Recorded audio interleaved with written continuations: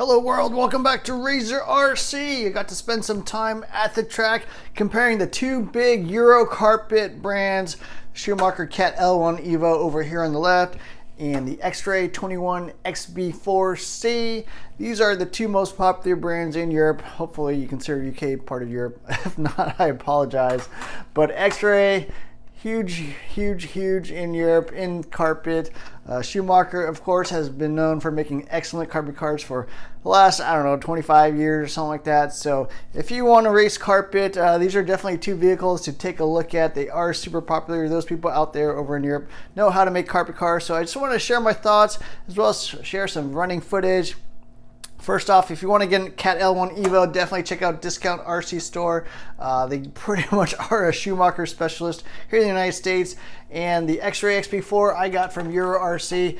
Again, really awesome shop. They do ship worldwide, 3 euro shipping throughout Europe, so definitely check them out. And we do have a 5% off coupon code for that if you're interested in this or pretty much any other vehicle. So yeah, first thoughts, I did drive the Schumacher first. It is a very kind of stiff, stable vehicle.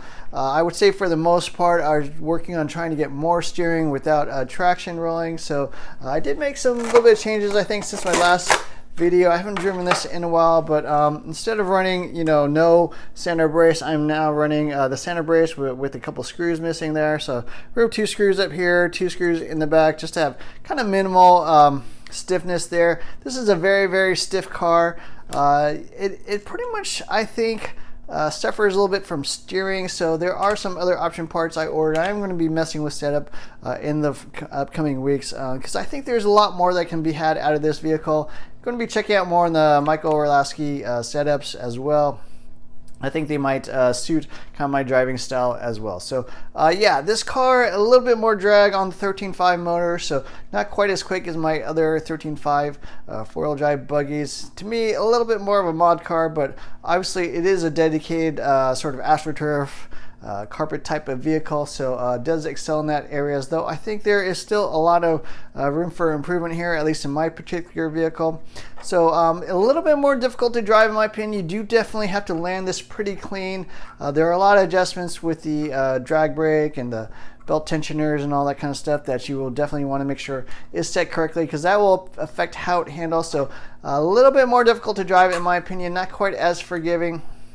The Xray, I got a chance to run, and pretty much I'm running completely kit carpet setup, with the only changes being stiffer springs front and rear. So I'm running 5-dot springs in the front, 4-dot springs in the rear, and that's pretty much it. I think in terms of changes, it's pretty much totally kit setup and runs really well other than that.